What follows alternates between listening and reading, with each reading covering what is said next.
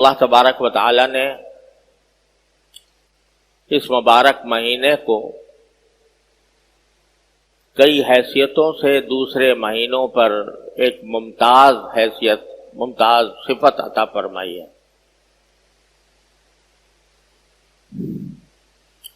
یوں تو سارے دن اور ساری راتیں اللہ تبارک و تعالی ہی کی بنائی ہوئی ہیں۔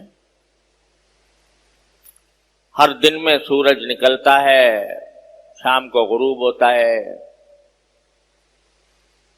دن ہو جاتا ہے، دن رہتا ہے سارے صبح سے لے کر شام تک، پھر سورج غروب ہونے کے بعد سے رات شروع ہوتی ہے، فجر کے طلوع ہونے تک جاری رہتی ہے۔ دیکھنے میں سارے سال کے دن اور سارے سال کی راتیں ایک ہی جیسی ہیں اور سب اللہ تبارک و تعالیٰ کی بنائی ہوئی ہے، لیکن اللہ تبارک و تعالیٰ ان دنوں اور راتوں میں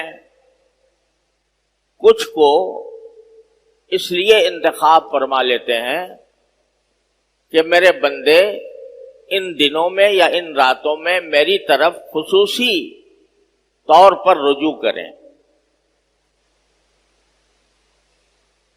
ہم لوگ اپنے دنیاوی مشاغل میں جو اللہ تعالیٰ نے ہمارے لیے حلال کیے ہوئے ہیں، مثلا روزی کمانے میں، تجارت میں، زراعت میں، ملازمت میں اپنے اوقات صرف کرتے رہتے ہیں۔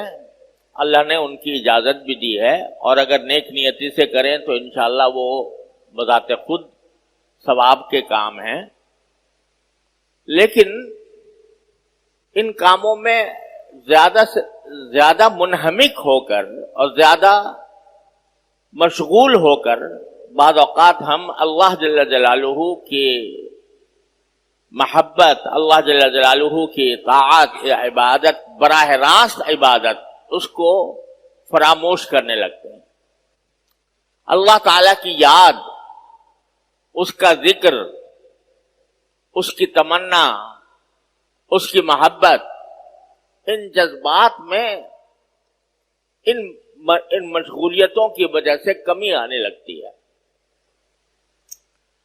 تو اللہ تبارک و تعالی ہمیں اس غفلت سے نکالنے کے لیے اور اپنی طرف بلانے کے لیے، متوجہ کرنے کے لیے، اپنے سے رجوع کرانے کے لیے کچھ دنوں اور راتوں کو کہہ دیتے ہیں کہ یہ میری ہیں، یہ دن میرے ہیں، یہ راتیں میری ہیں، یہ مہینہ میرا ہے، یہ عشرہ میرا ہے، اپنی طرف منسوب فرما دیتے ہیں۔ اب رمضان کا مہینہ دیکھیے، مثلا وہی دن ہیں، وہی راتیں ہیں، وہی سورج نکلتا ہے، وہی غروب ہوتا ہے، لیکن اللہ تبارک و تعالیٰ نے فرمایا یہ میرا مہینہ ہے، اپنی طرف اس کی نسبت فرما دی تو اس کی شان کہیں سے کہیں پہنچ گئی، اس کی برکات کہیں سے کہیں پہنچ گئی۔ جیسے اللہ تبارک و تعالیٰ کعبہ شریف کو دیکھو، دیکھنے میں تو وہی پتھروں کی عمارت ہے اور عام گھروں کی طرح ہے، بلکہ عام گھروں میں پلاسٹر ہوتا ہے، اس پر پلاسٹر بھی نہیں ہے، عام گھروں میں روغن ہوتا ہے، اس پر روغن بھی نہیں ہے، لیکن اس گھر کو یہ کہہ دیا میرا گھر ہے، اپنی طرف اس کی نسبت قائم فرما دی تو اس کی شان، اس کا جلال، اس کا جمال، اس کی طرف انسانوں کی محبت اور ان کی طرف قلوب کا میلان ایسا زبردست ہے کہ جیسے مقناطیس لگا ہوا ہے، ساری دنیا سے انسانوں کو کھینچ رہا ہے۔ ایسے ہی اللہ تبارک و تعالی مختلف دنوں کو اور مختلف راتوں کو کچھ اپنی طرف منسوب فرما کر ان کو خصوصی فضیلت عطا فرما دے۔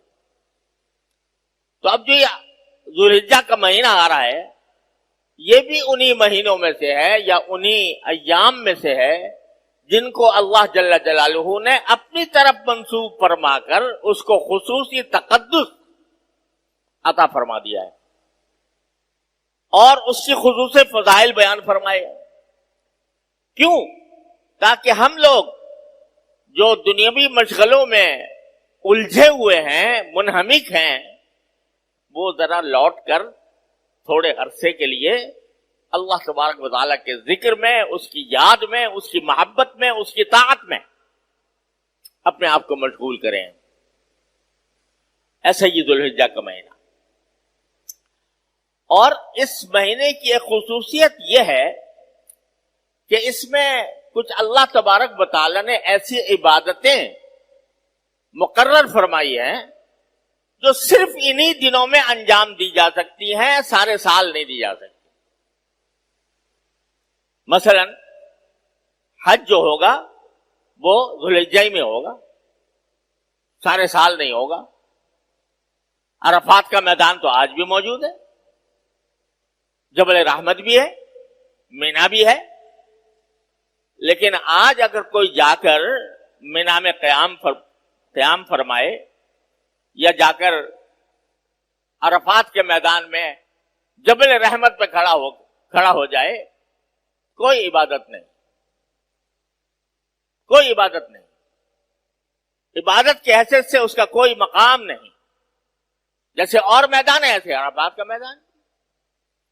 لیکن جب 9 ذو الحجہ آ گئی تو اب اس کا وہاں پر جا کر وقوف کرنا، وہاں پر جا کر ذکر کرنا، وہاں پر جا کر اللہ تبارک و تعالیٰ سے دعائیں کرنا، اس کا مقام کہیں سے کہیں پہنچ گیا کہ جو میرے بیت اللہ کا حج کرے اور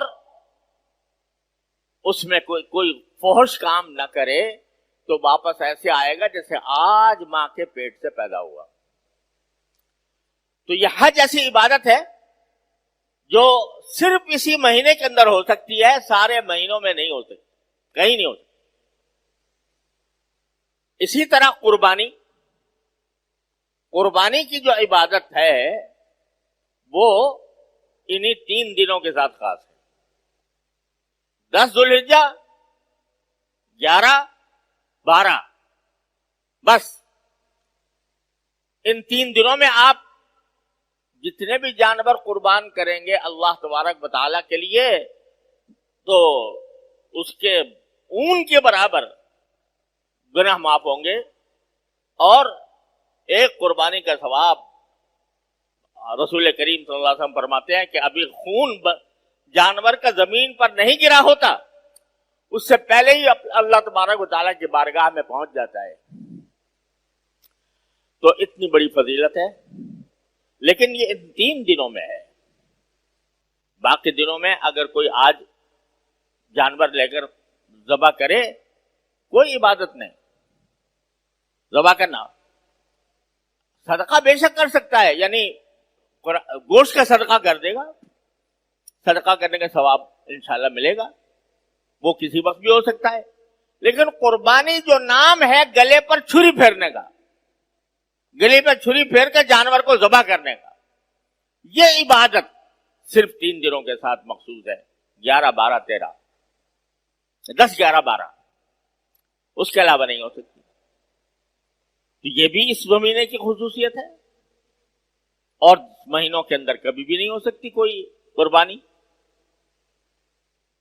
اور اسی طرح اللہ تبارک و تعالی نے تکبیر تشریق مقرر فرمائی ہے. اللہ اکبر لا الہ الا اللہ واللہ اکبر وللہ الحمد. یہ تکبیر تشریق 9 ذو الحجہ سے فجر سے شروع ہوتی ہے اور 13 تاریخ کی عصر تک جاری رہتی ہے.